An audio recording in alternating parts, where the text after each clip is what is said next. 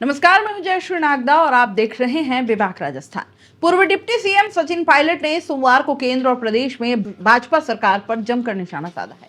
उन्होंने कहा कि प्रधानमंत्री पॉडकास्ट बहुत करते हैं लेकिन प्रेस कॉन्फ्रेंस कभी नहीं करते, मणिपुर नहीं जाते, चीन हमारे देश की सीमा में घुस रहा है लेकिन उस पर कोई स्पष्टीकरण नहीं कर रहे, अमेरिका टैरिफ लगा रहा है, ऐसे में आर्थिक हितों की रक्षा भी तो करनी होगी।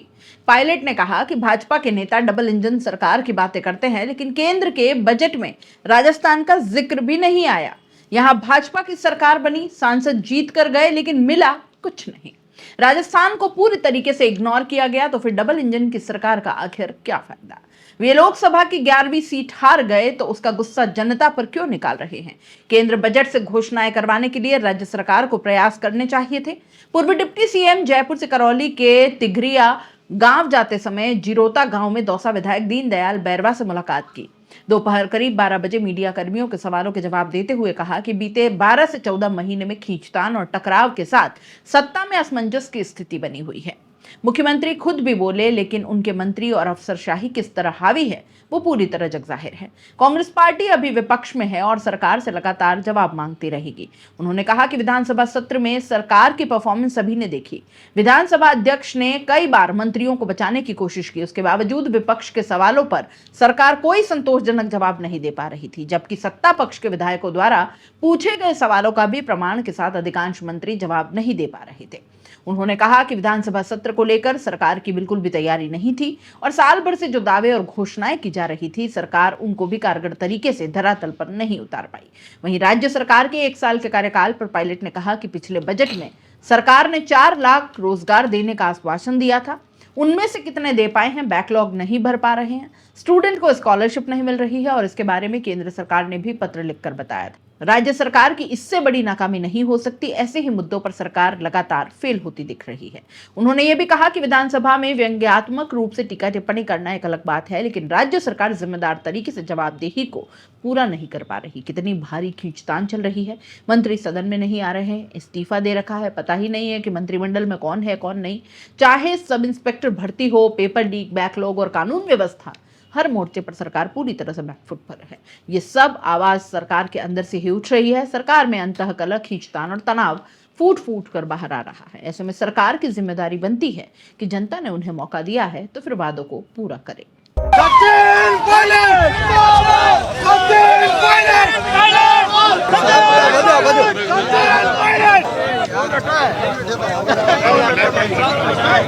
देखिए, जो बजट सत्र चल रहा था उसमें सरकार की परफॉर्मेंस आपने देखी और स्पीकर महोदय ने कई बार कोशिश करी मंत्रियों को बचाने की, बावजूद उसके कोई संतोषजनक जवाब सरकार दे नहीं पा रही थी। और ना सिर्फ विपक्ष के सवालों पर लेकिन सत्ता पक्ष के विधायक सवाल पूछते हैं उसका भी कोई ढंग से प्रमाण के साथ संतोषजनक जवाब अधिकांश मंत्री दे नहीं पा रहे थे।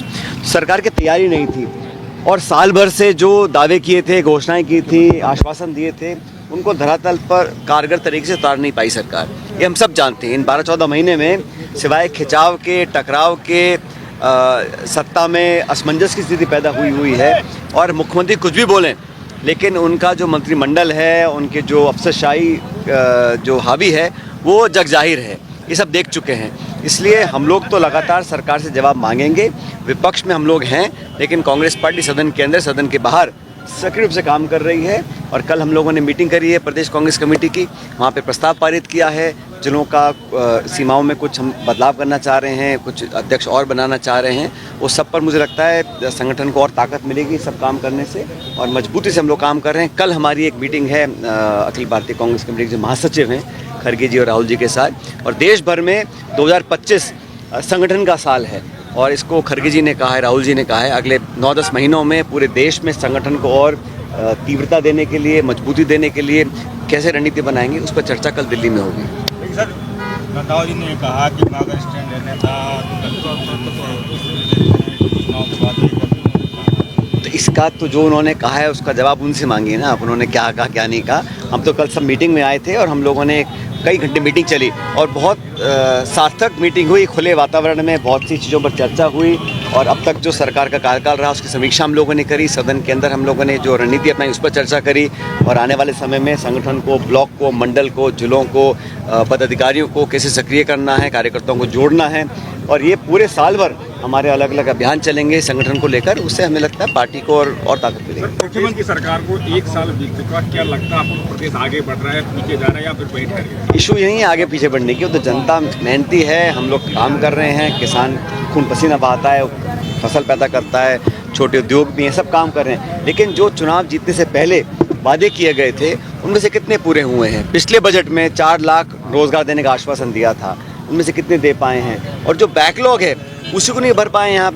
और हमारे जो एसटी के छात्र छात्राएं हैं उनकी जो छात्रवृत्ति है वो सालों से पेंडिंग है क्योंकि आप यूसी नहीं दे पा रहे हैं। केंद्र सरकार ने लिखित में कहा है कि राजस्थान प्रदेश ने एसटी के जो छात्र छात्राएं हैं उनको मापदंड के आधार पर छात्रवृत्ति नहीं मिल पा रही है। तो ये तो नाइंसाफ़ी है, बच्चों को आप वंचित रख रहे हो छात्रवृत्ति से क्योंकि आपकी नाकामियां हैं। ये सब जनता जानती है और जो बड़े बड़े इन्होंने दावे किए थे वो सब पर लगातार सरकार फेल हो रही है। लेकिन सर बद्रीनाथ शर्मा ने आपका सदन में नाराज फूफा का भी जिक्र किया गया। क्या किया? नाराज फूफा का जिक्र किया। अरे देखो, भाषण में व्यंग कसना अलग होता है लेकिन तथ्यों के आधार पर, आंकड़ों के आधार पर, वास्तविकता के आधार पर सरकार ने क्या किया है, गोलमोल भाषण देना, टीका टिप्पणी करना वो एक अलग विषय है। लेकिन सरकार की जिम्मेदार तरीके से जो जवाबदेही होती है उसको सरकार उसको पूरा नहीं कर पा रही है। कितना खिंचाव है, मंत्री सदन में नहीं आ रहे हैं, इस्तीफा दे रखे हैं और पता ही नहीं है कि कौन मंत्रिमंडल में है कि नहीं है।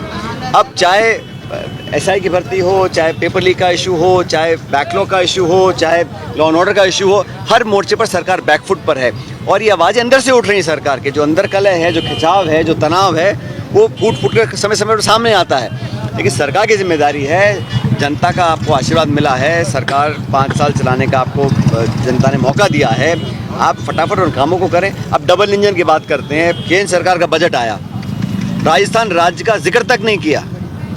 जिस राज्य से आपको सरकार मिली है, जहाँ पे आप लोगों ने सांसद जीत के गए हैं, ये दायित्व था राज्य सरकार का कि केंद्र सरकार को अपने प्रभाव का इस्तेमाल कर कर कुछ बजट घोषणाएं कराएं, कुछ राष्ट्रीय परियोजना लेकर आएँ, कुछ स्पेशल पैकेज मिले, पीने के पानी की बात करें। राजस्थान को इग्नोर किया गया। तो इस डबल इंजन का फ़ायदा क्या?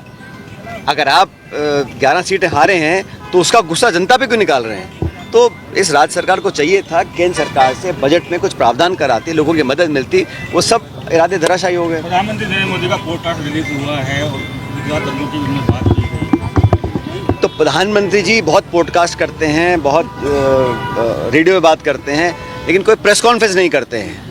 प्रधानमंत्री जी मणिपुर कभी नहीं जा रहे हैं। प्रधानमंत्री जी चीन हमारी सीमा के अंदर घुस गया लगातार, उस पर कोई स्पष्टीकरण नहीं कर रहे हैं। अमेरिका हम पे टैरिफ लगा रहा है, हमारे किसान, हमारे उत्पादक, हमारे जो गरीब जो देशवासी हैं उन पर वो टैरिफ लगाना चाह रहा है। आप दोस्ती की बात करें, अच्छी बात है, लेकिन भारत के आर्थिक हितों की रक्षा आपको करनी पड़ेगी।